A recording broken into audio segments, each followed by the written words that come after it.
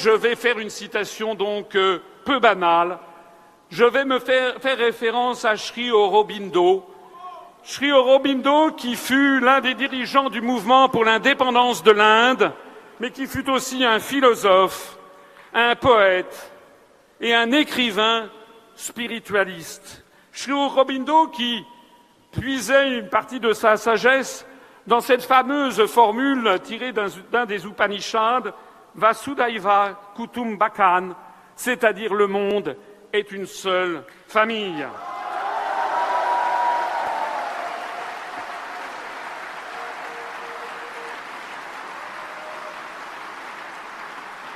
Pourquoi je cite Sri Aurobindo?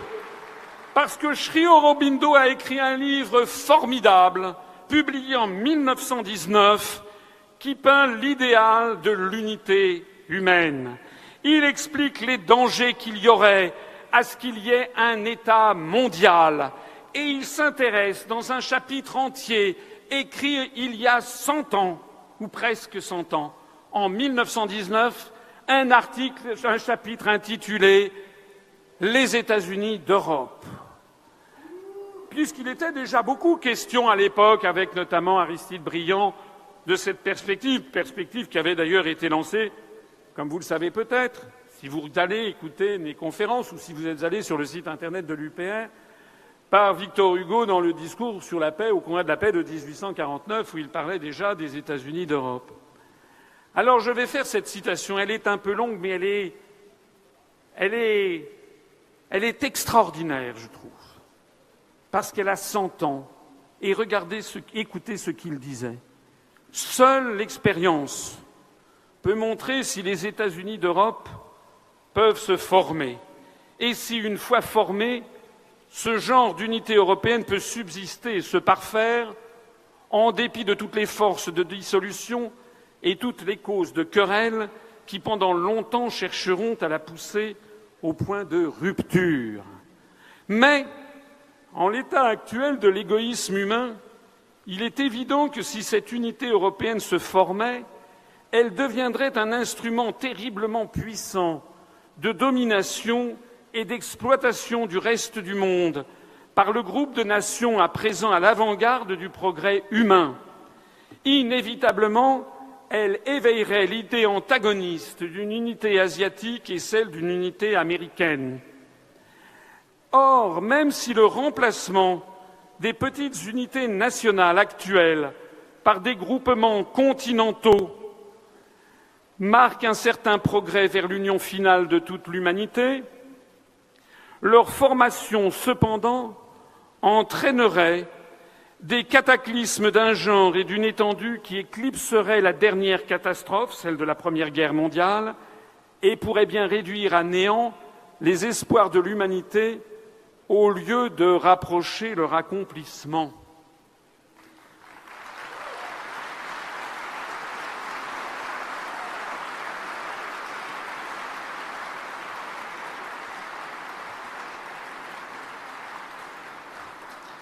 Et Sri Aurobindo de conclure.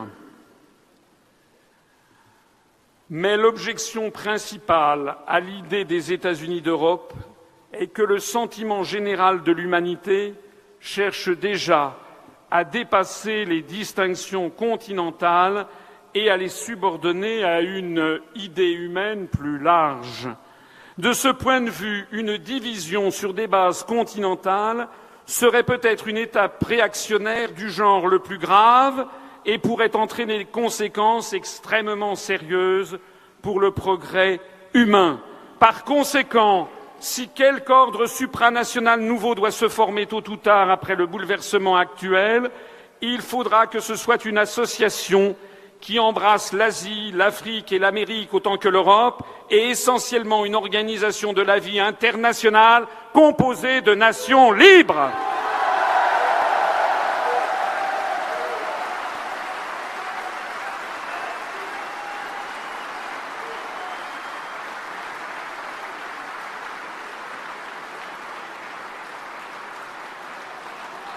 Parce que je ne veux pas de nationalisme français, je suis un patriote et comme le disait Charles de Gaulle, c'est normal d'être patriote, c'est aimer sa patrie, le pays de ses pères, c'est comme aimer ses parents.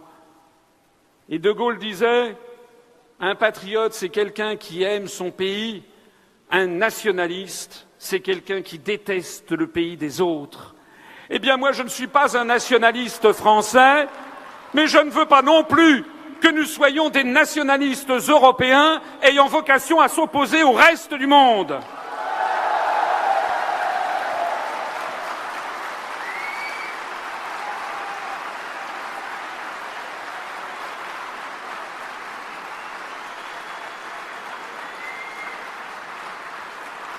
Il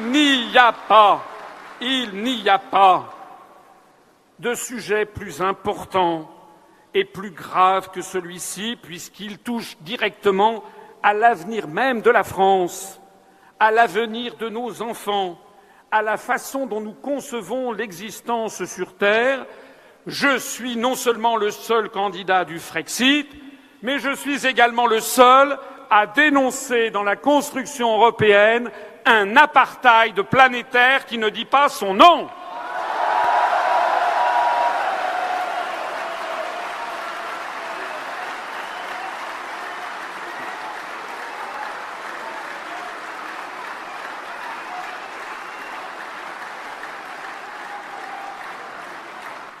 Et puis nous allons procéder à la résurrection d'une France indépendante en lien d'amitié avec le monde entier. Le grand retour d'une politique d'amitié et de coopération de la France avec la Russie, avec la Chine, avec le monde arabe, avec le monde musulman, avec le monde latino-américain. Nous ne voulons pas du choc des civilisations. Nous ne voulons pas du monde multipolaire. Nous ne voulons pas du nouvel ordre mondial qui nous entraîne à son choc.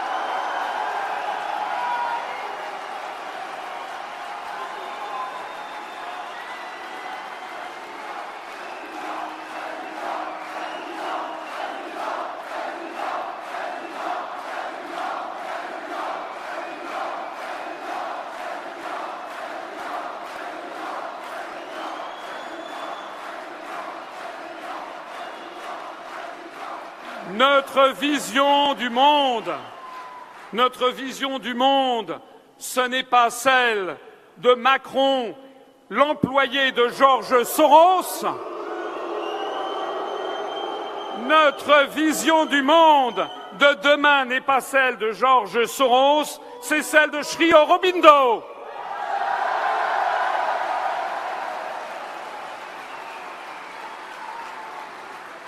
La France, redevenue porte-parole de la liberté des peuples du monde, avec la volonté de redonner tout son pouvoir à l'Organisation des Nations Unies conformément à sa charte fondatrice. Vous savez que l'Organisation des Nations Unies, dans la charte de San Francisco de 1945, il n'y a rien à redire. Dans cette charte, il est question de l'indépendance de chaque État, du droit souverain des peuples, inaliénable des peuples à disposer d'eux-mêmes, du fait que chaque peuple a le droit de choisir souverainement sa propre voie vers le développement. Cette charte interdit toute ingérence dans les affaires intérieures des autres États. Cette charte interdit le principe de la guerre, impose que tous les États, lorsqu'ils constatent des différends, aient recours à des modes pacifiques de règlement par des tribunaux arbitraux ou par la Cour internationale de justice. Cette charte des Nations Unies impose surtout que tous les États membres doivent l'appliquer de bonne foi. Eh bien, nous sommes de bonne foi et nous allons, en tant que France, imposer au monde notre vision des choses. Nous voulons que tous les pays du XXIe siècle appliquent la charte de l'Organisation des Nations Unies de bonne foi, en respectant les résolutions du Conseil de sécurité.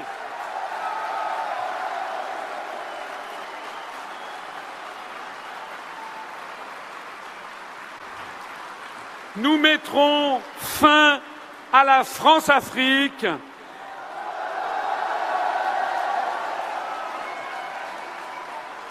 mais nous développerons une nouvelle ère de coopération égalitaire avec les pays d'Afrique, parce que je ne veux pas que les pays d'Afrique basculent dans l'Amérique-Afrique ou dans la Chine-Afrique.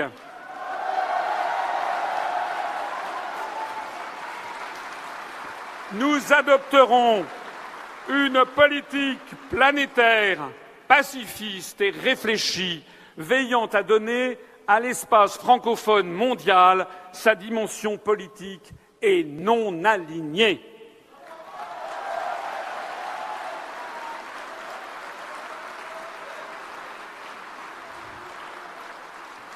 Nous donnerons la priorité à l'universalité. Je créerai un centre mondial de la concorde des civilisations à Strasbourg. C'est le nouveau palais de l'UNESCO à Strasbourg. Ce nouveau palais de l'UNESCO à Strasbourg sera assorti d'un centre mondial de la concorde entre les civilisations. Parce que je veux également transférer à Strasbourg l'UNESCO, actuellement présente à Paris, afin de libérer les espaces de l'UNESCO pour proposer à nos amis de la francophonie de créer une priorité à la francophonie avec un Parlement de la francophonie, où l'on pourra débattre entre tous les pays de la francophonie de notre vision du monde et des relations internationales.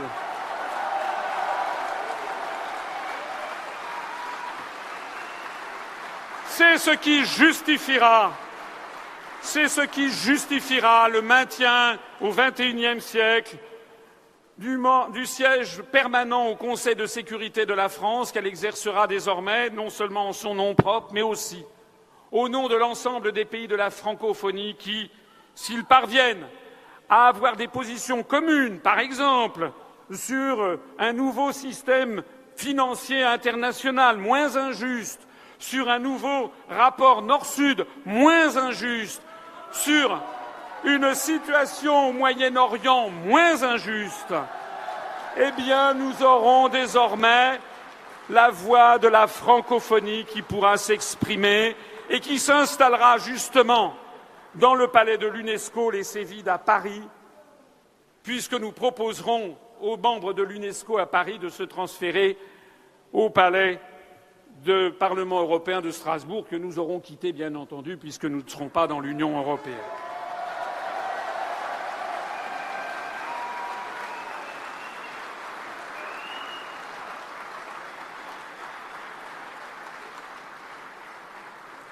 Je voudrais conclure ici pour vous dire à quel point nous sommes un grand pays, à quel point la voix de la France manque aujourd'hui au reste du monde, à quel point les gens qui nous aiment, parce qu'il y a des millions de gens qui nous aiment dans le monde arabe, en Amérique latine, en Asie, en Afrique, en Chine, en Russie, en Extrême-Orient, en Amérique du Nord aussi et en Océanie. La voix de la France, elle manque au monde, nous allons la redonner au monde.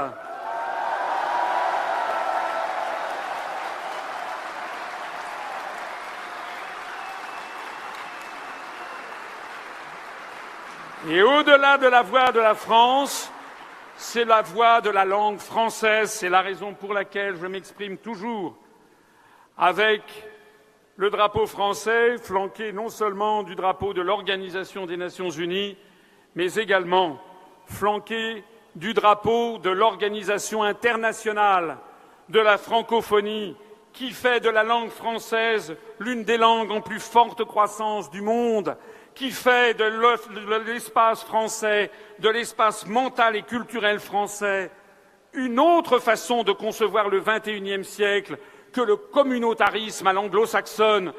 Nous sommes pour des relations de solidarité, d'amitié, sans considération de couleur de peau ou de religion ou d'appartenance continentale.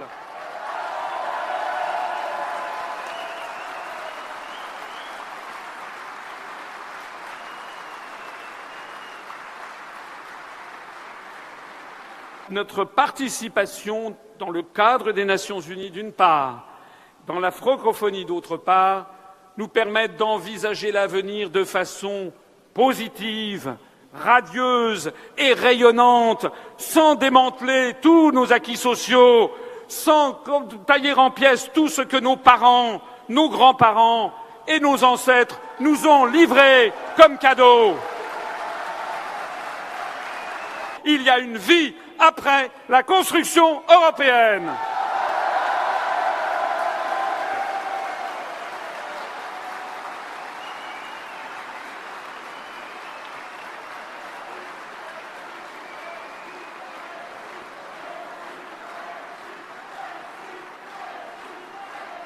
Mes chers amis, il est maintenant temps de conclure. Vous l'avez compris, nous sommes galvanisés, portés par les événements. Nous allons réaliser un score que même les plus ambitieux d'entre vous n'imaginent pas le soir du premier tour. Parce que nous allons procéder à la résurrection de la France. Vive la République et vive la France!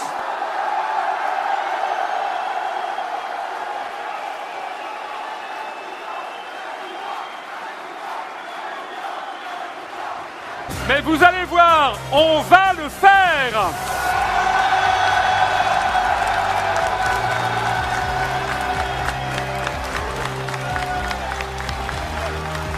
Nous allons faire une véritable révolution par les urnes.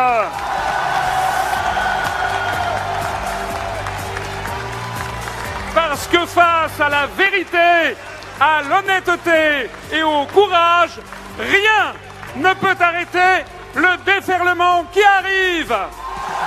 Vive la France!